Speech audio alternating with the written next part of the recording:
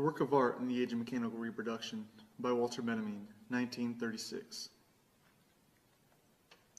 Our fine arts were developed, their types and uses were established in times very different from the present, by men whose power of action upon things was insignificant in comparison with ours. But the amazing growth of our techniques, the adaptability and precision they have attained, the ideas and habits they are creating, make it a certainty that profound changes are impending in the ancient craft of the beautiful. In all the arts, there is a physical component which can no longer be considered or treated as it used to be, which cannot remain unaffected by our modern knowledge and power. For the last 20 years, neither matter nor space nor time has been what it was from time immemorial. We must expect great innovations to transfer the entire technique of the arts, thereby affecting artistic invention itself and perhaps even bring about an amazing change in our very notion of art. Paul Valéry. Preface. When Marx undertook his critique of the capitalistic mode of production, this mode was in its infancy. Marx directed his efforts in such a way as to give them prognostic value. He went back to the basic conditions underlying capitalistic production and through his presentation showed what could be expected of capitalism in the future. The result was that one could expect it not only to exploit the proletariat with increasing intensity, but ultimately to create conditions which would make it possible to abolish capitalism itself. The transformation of the superstructure, which takes place far more slowly than that of the substructure, has taken more than half a century to manifest in all areas of culture the change in the conditions of production. Only today can it be indicated what form this has taken. Certain prognostic requirements should be met by these statements. However, theses about the art of the proletariat after its assumption of power or about the art of classless society would have less bearing on these demands than theses about the developmental tendencies of art under present conditions of production. Their dialectic is no less noticeable in the superstructure than in the economy. It would therefore be wrong to underestimate the value of such theses as a weapon. They brush aside a number of outmoded concepts, such as creativity and genius, eternal value, and mysterious concepts whose uncontrolled and at present most uncontrollable application would lead to the processing of data in the fascist sense. The concepts which are introduced in the theory of art and what follows differs from the most familiar terms in that they are completely useless for the purposes of fascism. They are, on the other hand, useful for the formation of revolutionary demands in the politics of art. 1. In principle, a work of art has always been reproducible. In principle, a work of art has always been reproducible. Man-made artifacts could always be imitated by men. Replicas were made by pupils in practice of their craft, by masters for diffusing their works, and finally by third parties in the pursuit of gain. Mechanical reproduction of a work of art, however, represents something new. Historically, it advanced intermittently and in leaps at long intervals, but with accelerated intensity. The Greeks knew only two procedures of technically reproducing works of art: founding and stamping. Bronzes, terracottas, and coins were the only artworks which they produced in quantity. All others were unique and could not be mechanically reproduced. With the woodcut, graphic art became mechanically reproducible for the first time, long before script became reproducible by print. The enormous change which printing, the mechanical reproduction of writing, has brought about in literature are a familiar story. However, within the phenomenon which we are here examining from the perspective of world history, print is merely a special, though particularly important case. During the Middle Ages, engraving and etching were added to the woodcut. At the beginning of the 19th century, lithograph made its appearance. With lithography, the technique of reproduction reached an essential new stage. This much more direct process was distinguished by the tracing of the design on a stone rather than its incision on a block of wood, or its etching on the copper plate, and permitted graphic art for the first time to put its products on the market, not only in large numbers as hitherto, but also in daily changing forms. Lithography enabled graphic art to illustrate everyday life, and it began to keep pace with printing, but only a few decades after its invention. Lithography was surpassed by photography. For the first time in the process of pictorial reproduction, photography freed the hand of the most important artistic functions which henceforth devolved only upon the eye looking into the lens. Since the eye perceived more swiftly than the hand can draw, the process of pictorial reproduction was accelerated so enormously that it could keep pace with speech. A film operator shooting a scene in the studio captures the image at the speed of the actor's speech. As lithography virtually implied the illustrated newspaper, so did photography foreshadow the sound film. The technical reproduction of sound was tackled at the end of the last century. These convergent endeavors made predictable a situation which Paul Valéry pointed up in his sentence, "Just as water, gas, and electricity are brought into our houses from far off to satisfy our needs in response to a minimal effort, so we shall be supplied with visual or auditory images, which will appear and disappear at a simple movement of the hand, hardly more than a sign." Around 1900, technical reproduction had reached a standard that not only permitted it to reproduce all transmitted works of art, and thus to cause the most profound change in their impact upon the public, it also had captured a place of its own among the artistic processes. For the study of this standard, nothing is more revealing than the nature of the repercussions that these two different manifestations, the reproduction of work of art and the art of the film, have had on art in its traditional form. 2. Even the most perfect reproduction of a work of art is lacking in one element, its presence in time and space, its unique existence at the place where it happens to be. This unique existence of the work of art determines the history to which it's subject throughout the time of its existence. This includes the changes which it may have suffered in physical condition over the years, as well as various changes in its ownership. The traces of the first can be revealed only by chemical or physical analysis, which is impossible to perform on reproduction. Changes of ownership are subject to a tradition which must be traced from the situation of the original. The presence of the original is the prerequisite to the concept of authenticity. Chemical analysis of the patina of a bronze can help to establish this, as does the proof that a given manuscript of the Middle Ages stems from an archive of the 15th century. The whole sphere of authenticity is outside technical, and of course not only technical, reproducibility. Confronted with its manual reproduction, which is usually branded as a forgery, the original preserved all its authority. Not so vis-a-vis forgery. Confronted with its manual reproduction, which was usually branded as a forgery, the original preserved all its authority. Not so vis-a-vis technical reproduction. The reason was twofold.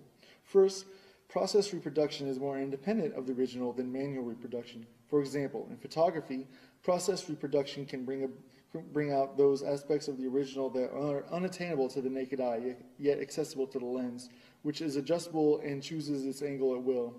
In photographic reproduction, with the aid of certain processes, such as enlargement or slow motion, can capture images which escape natural vision. Secondly, technical reproduction can put the copy of the original into situations which would be out of reach for the original itself. Above all, it enables the original to meet the beholder halfway, be it in the form of photography or a phonograph record. The cathedral leaves its locale to be received in the studio of a lover of art. The choral production, performed in the auditorium or in the open air, resounds in the drawing room. The situations into which the product of mechanical reproduction can be brought may not touch the actual work of art, yet the quality of its presence is always depreciated. This holds not only for the artwork, but also, for instance, for a landscape which passes in review before the spectator in a movie. In the case of the art object, a most sensitive nucleus, namely its authenticity, is interfered with, whereas no natural object is vulnerable on that score. The authenticity of a thing is the essence of all that is transmittable from its beginning, ranging from its substantive duration. The authority of a thing is the essence of all that is transmittable from its beginning, ranging from its substantive duration to its testimony to the history which it has experienced. Since the historical testimony rests on its authenticity, the former, too, is jeopardized by reproduction when substantive duration ceases to matter. And what is really jeopardized when the historical testimony is affected is the authority of the object. One might subsume the elimination element in the term aura. One might subsume the eliminated element in the term aura and go on to say that which withers in the age of mechanical reproduction is the aura of the work of art. This is the symptomatic process whose significance points beyond the realm of art. One might generalize by saying The technique of reproduction detaches a reproduced object from the domain of tradition. By making many reproductions, it substitutes a plurality of copies for a unique existence, and in permitting the reproduction to meet the beholder or listener in his own particular situation, it reactivates the object reproduced. These two processes lead to a tremendous shattering of tradition, which is the observed obverse of the contemporary crisis and renewal of mankind. Both processes are intimately connected with the contemporary mass movements. Their most powerful agent is film. Its social significance, particularly in its most positive form, is inconceivable without its destruction, cathartic aspect, that is, the liquidation of the traditional value of the cultural heritage. This phenomenon is most palpable in the great historical films. It extends to ever new positions. In 1927, Abel Gance exclaimed enthusiastically, "Shakespeare, Rembrandt, Beethoven will make films, all legends, all mythologies, and all myths. All founders of religion and the very religions await their exposed resurrection, and the heroes crowd each other at the gate." Presumably without intending it, he issued an invitation to a far-reaching liquidation.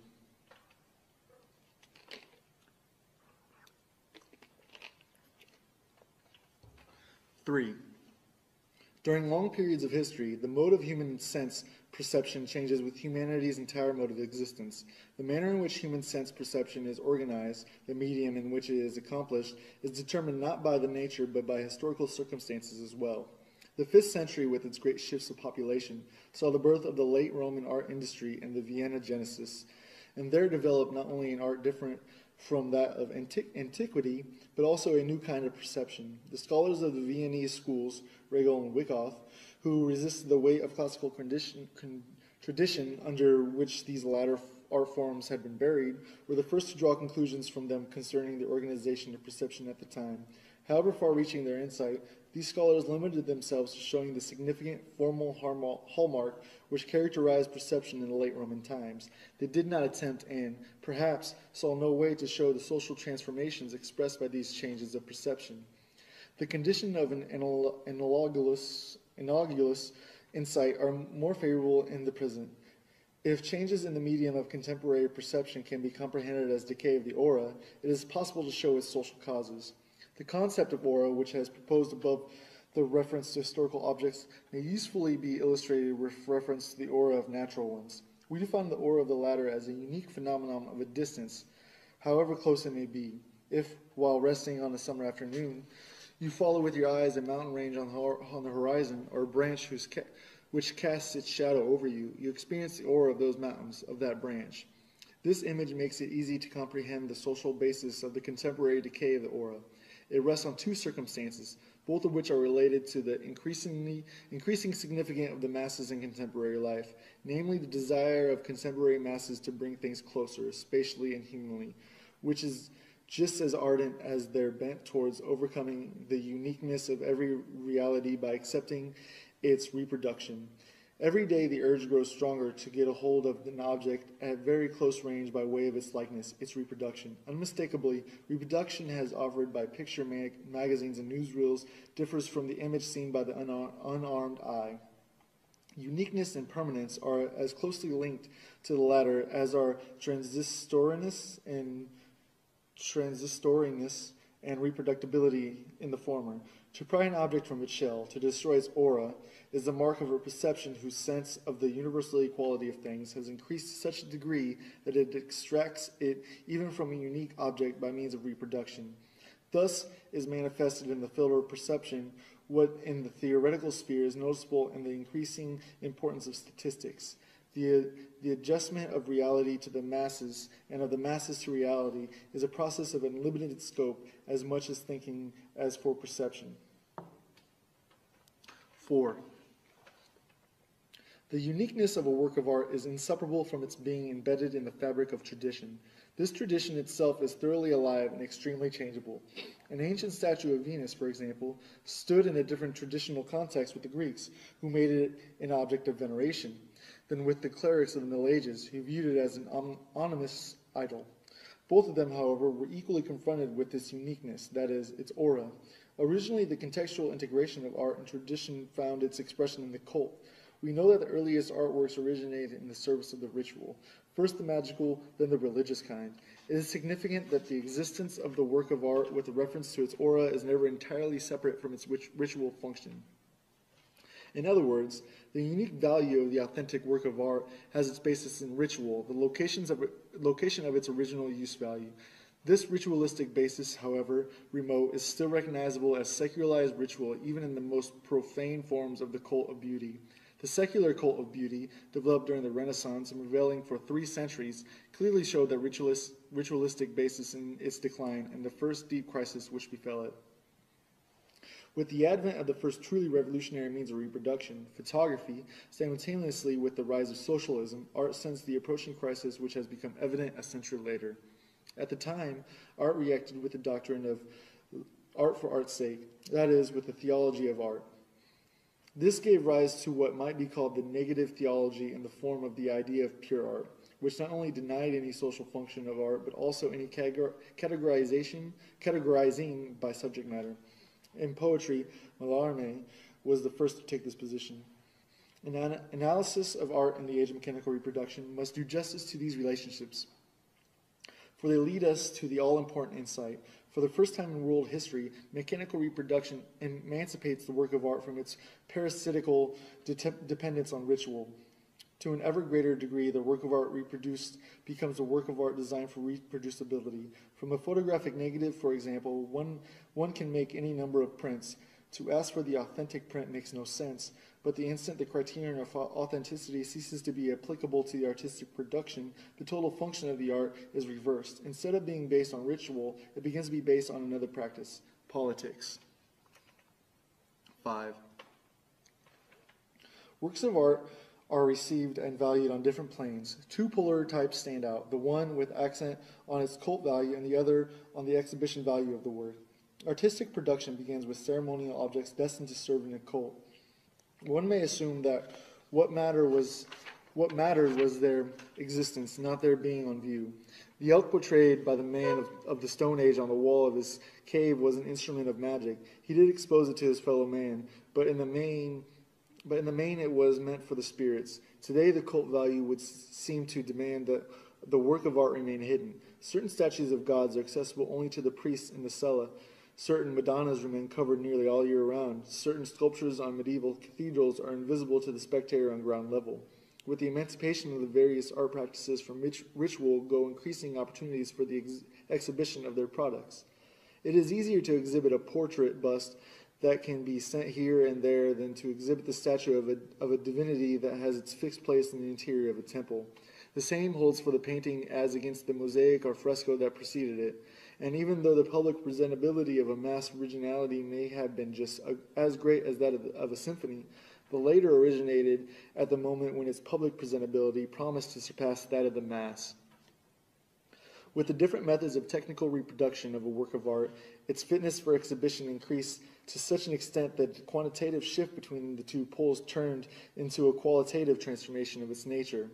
This is comparable to the situation of the work of art in prehistoric times when, by the absolute emphasis on its cult value, it was first and foremost an instrument of magic. Only later did it come to be recognized as a work of art.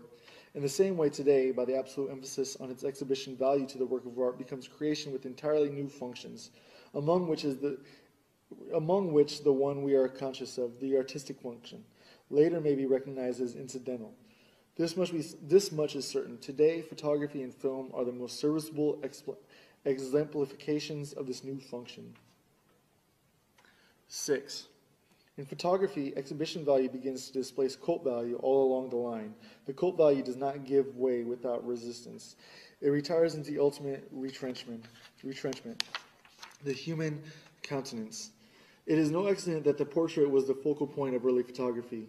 The cult of remembrance of loved ones, absent or dead, offers a last refuge for the cult value of the picture. For the last time, an aura emanates from the early photographs into the fleeting expressions of a human face. This is what constitutes their melancholy, incomparable beauty. But as man withdraws from the photographic image, the exhibition value for the first time shows its superiority to the ritual value. To have pinpointed this new stage constitutes the incomparable significance of Atget, who around 1900 took photographs of deserted Paris streets. It has quite justly been said of him that he photographed them like scenes of crime. The scene of a crime, too, is deserted. It is photographed for the purpose of establishing evidence. With Atget, photographs became standard evidence for historical occurrences and acquired a hidden political significance. They demand a specific kind of approach. Free-floating contemplation is not appropriated to them. They stir the viewer. He feels challenged by them in a new way. At the same time, picture magazines begin to put up signposts for him. Right ones or wrong ones, no matter. For the first time, captions have become obligatory, and it is clear that they have an altogether different character than the title of a painting. The directives which the caption give to those looking at pictures in illustrated magazines soon became even more explicit and more imperative in the film, where the meaning of each single picture appears to be prescribed by the sequence of all preceding ones. 7. The 19th century dispute as to the artistic value of painting versus photography today seems devious and confused. This does not diminish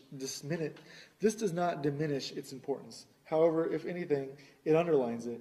The dispute was in fact the symptom of a historical transformation, the universal impact of which was not realized by either of the rivals. When the age of mechanical reproduction separated art from its basis in cult, the semblance of its autonomy disappeared forever. The resulting change in the function of art transcended the perspective of the century. For a long time, it even escaped that of the 20th century, which experienced the development of the film. Earlier, much futile thought had been devoted to the question of whether photography is an art. The primary question, whether the very invention of photography had not transformed the entire nature of art, was not raised. Soon, the film theoreticians asked the same ill-considered question with regard to film. But the difficulties with which photography caused traditional aesthetics were mere child's play as compared to those raised by the film. Whence the insensitive and forced character of early theories of the film. Abel Gance, for instance, compares the film with hieroglyphics.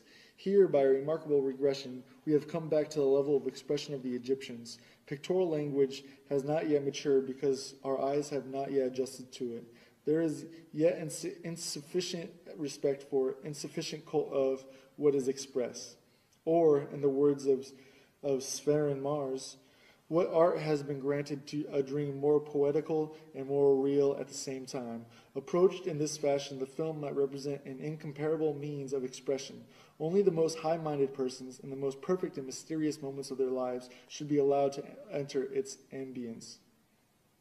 Alexander Arnault concludes his fantasy about the silent film with the question, do not all the bold descriptions we have given amount to the definition of prayer?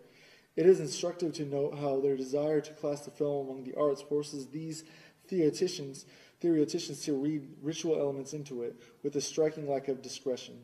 Yet when these speculations were published, films like L'Opinion Publique and The Gold Rush have already appeared. This, however, did not keep Abel Gance from adducing hieroglyphics for purposes of comparison, nor Severin Mars from speaking of the film as one might speak of paintings by Fra Angelico.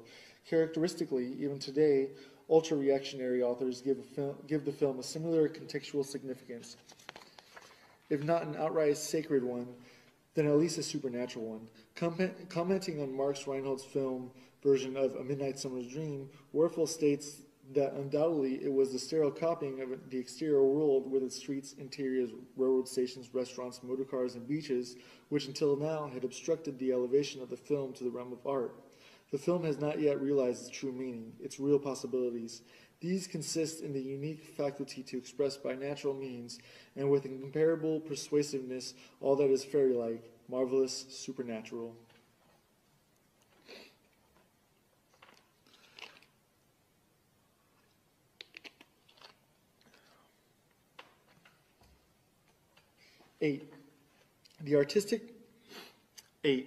The artistic performance of a stage actor is definitely presented to the public by an actor in person.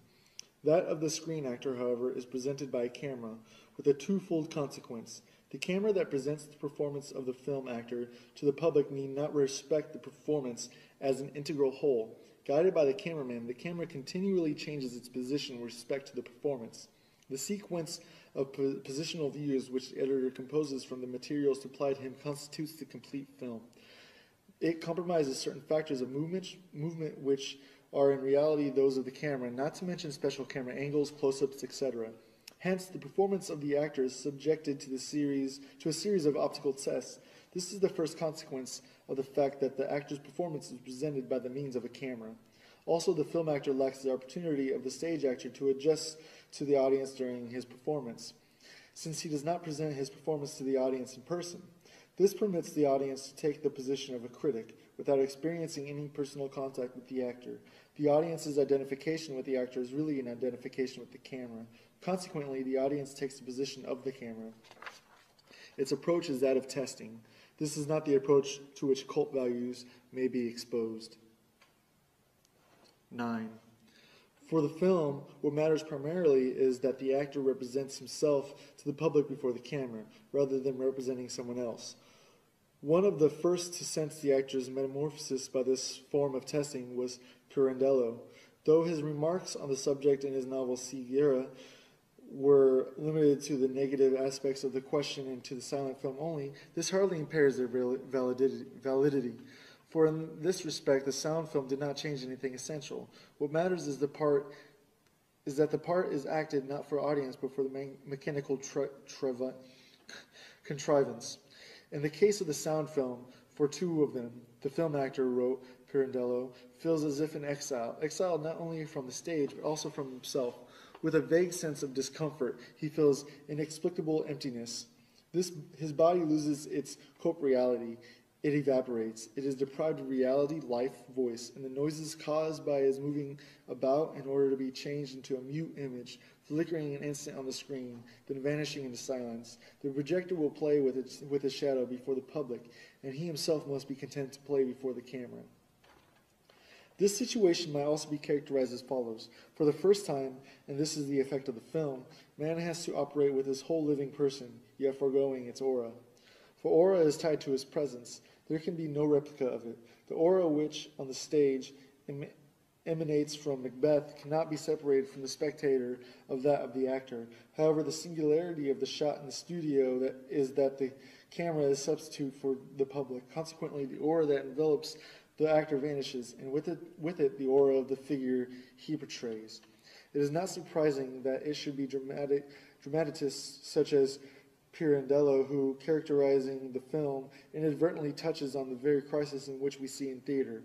Any thorough study proves that there is indeed no greater contrast than that of the stage play to a work of art that is completely subject or, like the film, founded in mechanical reproduction. Experts have long recognized that in the film, the greatest effects are almost always obtained by acting as little as possible. In 1932, Rudolf Arnheim saw the latest trend in treating the actor as a stage prop chosen for its characteristic and inserted as at the proper place. With this idea, something else is closely connected. The stage actor identifies himself with the character of his role. The film actor very often is denied this opportunity. His creation is by no means all of a piece. It is composed of many separate performances. Besides certain fortuitous considerations such as cost of studio availability of fellow players, decor, etc., there are elementary necessities of equipment that split the actor's work into a series of manageable episodes. In particular, lighting and its installation require the presentation of an event that, on the screen, unfolds as a rapid and unified scene. In the sequence of separate shootings, which may take hours in the studio, not to mention more obvious montage. Thus, a jump from the window can be shot in the studio as a jump from a scaffolding, and the ensuing flight, if need be, can be shot weeks later when outdoor scenes are taken. Far more paradoxical cases can easily be construed. Let's assume that an actor is supposed to be startled by a knock at the door. If his reaction is not satisfactory, the director can resort to an expedient. When the actor happens to be at the studio again, he has a shot fired behind him without his being forewarned of it. The frightened reaction can be shot now and be cut into the screen version. Nothing more strikingly shows that art has left the realm of the beautiful semblance, which so far had been taken to be the only sphere where art could thrive. 10. The feeling of strangeness that overcomes the actor before the camera, as Pirandello describes it, is basically of the same kind as the estrangement felt before one's own image in the mirror. But now the reflected image has become separable, transmutable, and where is it transported? Before the public. Never for a moment does the screen actor cease to be conscious of this fact. While facing the camera, he knows that ultimately he will face the public, the consumers who constitute the market. This market, where he offers not only his labor but also his whole self, his heart and soul, is beyond his reach. During the shooting, he has as little contact with any article made in the factory. This may contribute to the oppression, that new anxiety which, according to Pirandello, grips the actor before the camera. The film responds to the shriveling of the aura with an artificial buildup of the personality outside the studio. The cult of the movie star, fostered by the money of the film industry, preserves not the unique aura of the person, but the spell of the personality, the phony spell of a commodity. So long as the movie maker's capital sets the fashion, as a rule, no other revolutionary merit can be accredited to today's film than the promotion of a revolutionary criticism of traditional concepts of art. We do not deny that in some cases today's films can also promote revolutionary criticism of social conditions, even of the distribution of property. However, our present study is no more significantly concerned with this than is the film production of Western Europe. It is inherent in the technique of the film as well as that of sports that everybody who witnesses its accomplishments is somewhat of an expert. This is obvious to anyone listening to a group of newspaper boys leaning on their bicycles and discussing the outcome of a bicycle race. It is not for nothing that newspaper publishers arrange races for the delivery boys. These arouse great interest among the participants, for the victor has an opportunity to rise from delivery boy to professional racer. Similarly, the newsreel offers everyone the opportunity to rise from passerby to movie extra. In this way, any man might even find himself part of a work of art, as witness Vertov's 3 songs about Lenin or Aveen's Voronezh. Any man today can lay claim to being filmed. This claim can best be elucidated by a comparative look at the historical situation of contemporary literature. For centuries, a small number of writers were confronted by many thousands of readers. This changed toward the end of the last century. With the increase of extensions of the press, which kept placing new political, religious, scientific, professional, and local organs before the readers, and increasing numbers of readers became writers, at first occasional ones. It began with the daily press opening to its readers space for letters to the editor, and today there is hardly a gainful employed European who could not, in principle, find an opportunity to publish somewhere or other comments on his work, grievances, documentary reports, or that sort of thing. Thus, the distinction between author and public is about to lose its basic character. The difference between merely functional, it may vary from case to case. At any moment, the reader is ready to turn into a writer. As expert which he had to become willy-nilly in an extremely specialized work process, even if only in some minor respect, the reader gains access to authorship. In the Soviet Union, work itself is given a voice. To present it verbally is part of a man's ability to perform the work. Literary license is now founded on polytechnic rather than the specialized training and thus become common property. All this can be easily applied to the film, where transitions that in literature took centuries have come about in a decade. In cinematic practice, particularly in Russia, this changeover has partially become established reality. Some of the players whom we meet in Russia films are not actors in our sense, but people who portray themselves, and primarily in their own work process. In Western Europe, the capitalistic exploitation of the film denies consideration to modern man's legitimate claim to being reproduced. Under these circumstances, the film industry is trying hard to spur the interest of the masses through illusion-promoting spectacles and dubious speculations. 11. The shooting of a film, especially of a sound film, affords a spectacle unimagined anywhere and any time before this. It presents a process in which it is impossible to assign to a spectator a viewpoint which would exclude from the actual scene such extraneous accessories as camera equipment, lighting machinery, staff assistants, etc., unless his eye were on a line parallel with the lens. This circumstance, more than any other, renders superficial and insignificant any possible similarity between a scene in the studio and one on stage. In the theater, one is well aware of the place from which the play cannot immediately be detected as illusionary. There is no such place for the movie scene that is being shot. Its illusionary nature is that of a second degree, the result of cutting. That is to say, in the studio, the mechanical equipment has penetrated so deeply into reality that its pure aspect, freed from the foreign substance of equipment, is the result of a special procedure, namely the shooting by the specially adjusted camera and the mounting of the shot together with other similar ones. The equipment-free aspect of reality here has become the height of artifice. The site of immediate reality has become an orchard in a land of technology. Even more revealing is the comparison of these circumstances, which differ so much from those of the theater, with the situation in painting.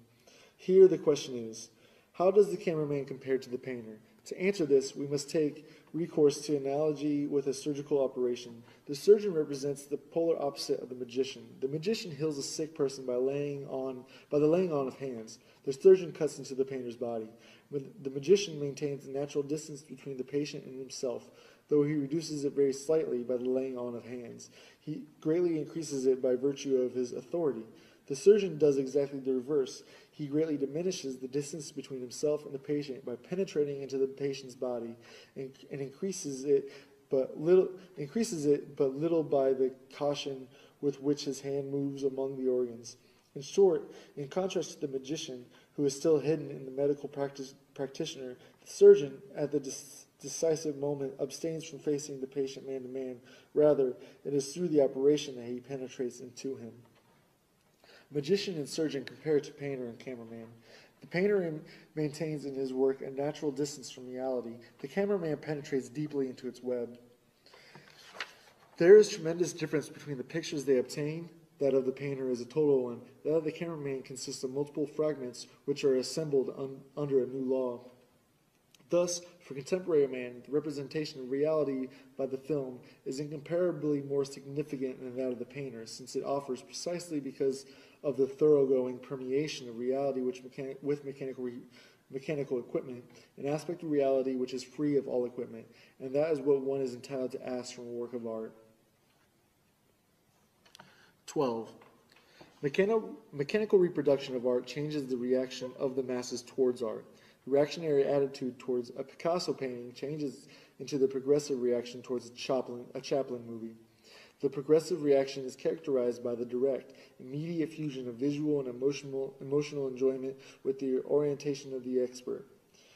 Such fusion is of great social significance. The greater the decrease in the social significance of an art form, the sharper the distinction between criticism and enjoyment by the public. The conventional is uncritically enjoyed, and the truly new is criticized with aversion.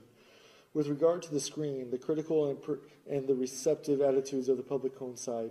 The decisive reason for this is that individual reactions are predetermined by the mass audience response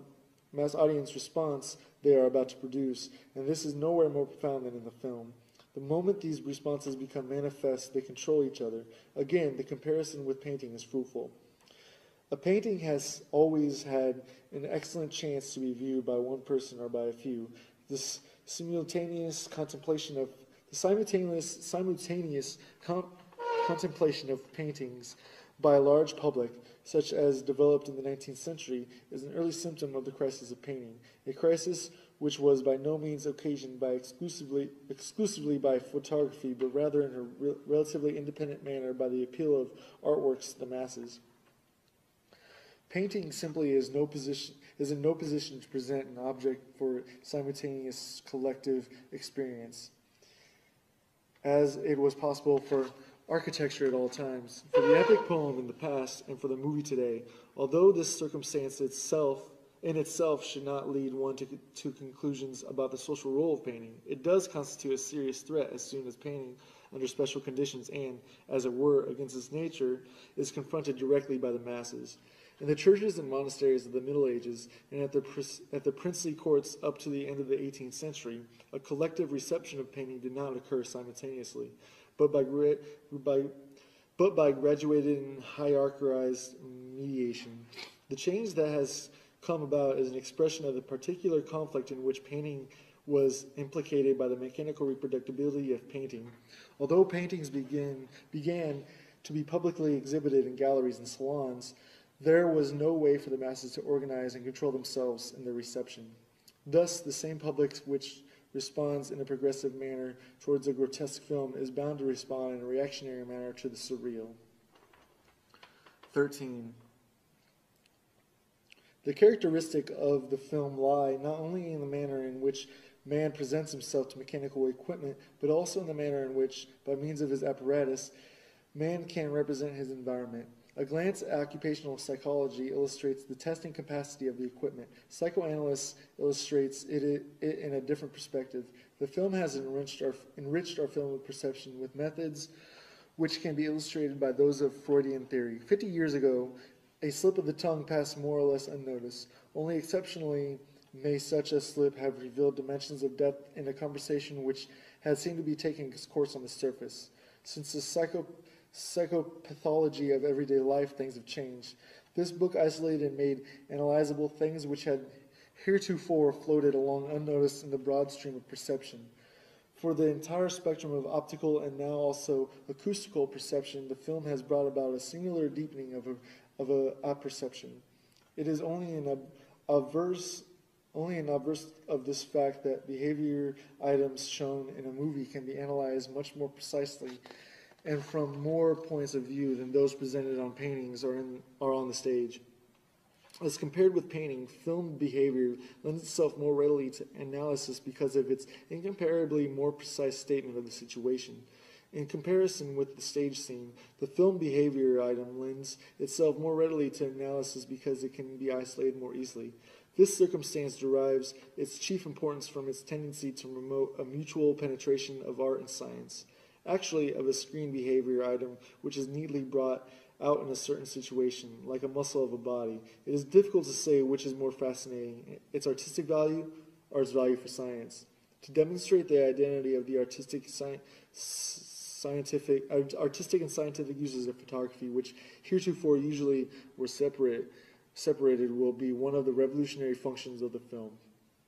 By close-ups of the things around us, by focusing on hidden details of familiar objects, by exploring commonplace milieus under the ingenious guidance of the camera, the film, on the one hand, extends our comprehension of the necessity which rule our lives. On the other hand, it manages to assure us of an immense and unexpected field of action. Our taverns and our metropolitan streets, our offices and furnished rooms, our railroad stations and our factories appear to have us locked up hopelessly. Then came the film and burst this prison world asunder by the dynamite of the tenth of a second, so that now, in the midst of its far-flung ruins and debris, we calmly and adventurously go traveling. With the close-up, space expands. With slow motion, movement is extended. The enlargement of a snapshot does not simply render more precise what in any case was visible, though unclear. It reveals entirely new structural formations of the subject. So, too, slow motion not only presents familiarity qualities of movement, but reveals in them entirely unknown ones, which, far from looking like retarded rapid movements, given the effects of singularity gliding, floating supernatural motions. Evidently, a different nature opens itself to the camera that opens to the naked eye, if only because an unconsciously penetrated space is substituted for a space consciously explored by man. Even if one has a general knowledge of the way people walk, one knows nothing of a person's posture during the fractional second of a stride. The act of reaching for a lighter or a spoon is familiar routine, yet we hardly know what really goes on between hand and metal, not to mention how this fluctuates with our mood. Here the camera intervenes with the resources of its lowering and liftings, its interpretations and isolations, its extensions and accelerations, its enlargements and reductions. The camera introduces us to unconscious optics as does psychoanalysts to unconscious impulses. 14. One of the foremost tasks of art has always been the creation of a demand which could be fully satisfied only later. The history of every art form shows critical epochs in which a certain art form aspires to effects which could be fully obtained only with a changed technical standard, that is to say, a new art form. The extravagancies and crudities of art which thus appear, particularly in the so-called decadent epochs, actually arise from the nucleus of its rich historical energies. In recent years, such barbarisms were abundant in Dadaism. It is only now that its impulses become discernible. Dadaism attempted to create by pictorial and literary means the effects which the public today seeks in the film. Every fundamentally new pioneering creation of demand will carry beyond its goal. Dadaism did so to the extent that it sacrificed the market value which are so characteristic of the film in favor of higher ambitions, though of course it was not conscious of such intentions as here described. The Dadaists attach much less importance to the sales value of their work than to its uselessness for contemplative immersion. The studied degradation of their material was not the least of their means to achieve this uselessness. Their poems are word salad, containing obscenities and every imaginable waste product of language. The same is true of their paintings, on which they mount buttons and tickets. What they intended and achieved was a relentless destruction of the aura of their creations, which they branded as reproductions with the very means of production. Before a painting of Arps or a poem by August Stram, it is impossible to take time for contemplation and evaluation as one would before a canvas of Darien or a poem by Rilke. In the decline of middle-class society, contemplation became a school for asocial behavior. It was countered by distraction as a variant of social conduct. Dadaistic activities actually assured a rather vehement distraction by making works of art the center of scandal. One requirement was foremost, to outrage the public. From an alluring appearance or persuasive structure of sound, the work of art of the Dadaists became an instrument of ballistics. It hit the spectator like a bullet. It happened to him, thus acquiring a tactile quality. It promoted a demand for the film, the distracting element of which is also primarily tactile, being based on changes of place and focus which periodically assail the spectator. Let us compare the screen on which a film unfolds with the canvas of the painting. The painting invites the spectator to contemplation. Before it, the spectator can abandon himself to his associations. Before the movie frame, he cannot do so. No sooner has his eye grasped the scene than it has already changed. It cannot be arrested. Duhamel, who detested the film and knows nothing of its significance, though sometimes of its structure, notes this circumstance as follows. I can no longer think what I want to think. My thoughts have been replaced by moving images. The spectator's process of association in view of these images is indeed interrupted by their constant sudden change. This constitutes the shocked effect of the film, which, like all shocks, should be cushioned by heightened presence of mind. By means of its technical structure, the film has taken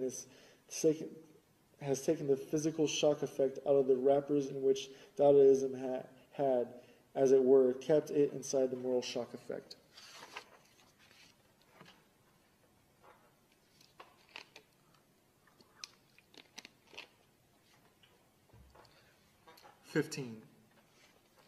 The mass is a matrix from which all traditional behavior toward works of art issues today in a new form.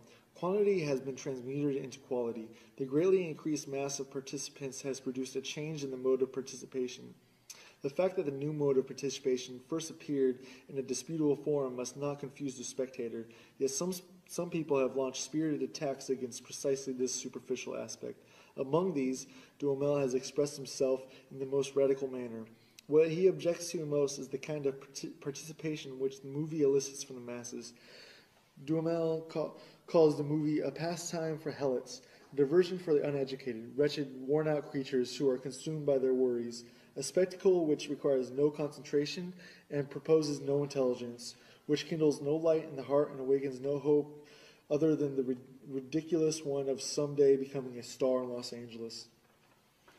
Clearly, this is at bottom the same ancient lament that the masses seek distraction, whereas art demands concentration from the spectator. That is a commonplace. The question remains whether it provides a platform for the analysis of the film. A closer look is needed here. Distraction and concentration form polar opposites, which may be stated as follows. A man who concentrates before a work of art is absorbed by it. He enters into this work of art the way legend tells of the Chinese painter when he reviewed his finished painting. In contrast, the distracted mass absorbs the work of art. This is most obvious in regard to buildings. Architecture has always represented the prototype of a work of art the reception of which is consummated by a collectivity in a state of distraction. The laws of its reception are most instructive. Buildings have been man's companions since primeval times. Many art forms have developed in Paris. Tragedy begins with the Greeks, is extinguished with them, and after centuries, its rules are revived. The epic poem, which had its origin in the youth of nations, expires in Europe at the end of the Renaissance. Panel painting is a creation of the Middle Ages, and nothing guarantees its uninterrupted existence. But the human need for shelter is lasting. Architecture has never been idle. Its history is more ancient than that of any other art, and its claim to be a living force has significance in every aspect to comprehend the relationship of the masses to art. Buildings are appropriated in a twofold manner, by use and by perception, or rather by touch and sight. Such appropriation cannot be understood in terms of the intensive concentration of a tourist before a famous building. On the tactile side, there is no counterpart to contemplation on the optical side. Tactile appropriation is accomplished not so by attention as by habit. As regards architecture, habit determines to a large extent even optical reception. The latter, too, occurs much less through ramped attention than by noticing the object in incidental fashion. This mode of appropriation, developed with reference to architecture in certain circumstances, acquires canonical value. For the tasks which face the human apparatus of perception at the turning points of history cannot be solved by optical means, that is, by contemplation alone. They are mastered gradually by habit, under the guidance of the tactile appropriation. The distracted person, too, can form habits. More, the ability to master certain tasks in a state of distraction proves that their solution has become a matter of habit. Distraction as provided by art presents a covert control of the extent to which new tasks have become soluble by appreciation. Since, moreover, individuals are tempted to avoid such tasks, art will tackle the most difficult and most important ones where it is able to mobilize the masses. Today it does so in the film. Reception in a state of distraction, which is increasing noticeably in all fields of art and is symptomatic of profound changes in apperception, finds in the film its true means of exercise. The film, with its shock effect, meets this mode of reception halfway. The film makes the cult value recede into the background, not only by putting the public in the position of the critic, but also by the fact that at the movies, this position requires no attention. The public is an examiner, but an absent-minded one.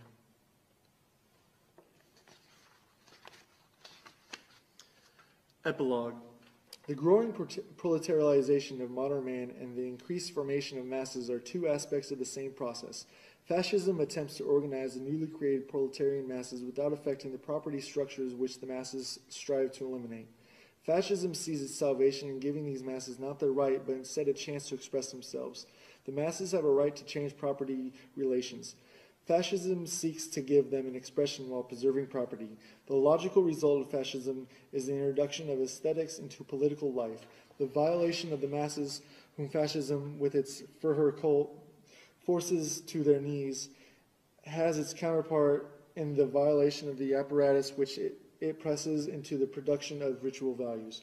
All efforts to render political aesthetics culminate in one thing: war.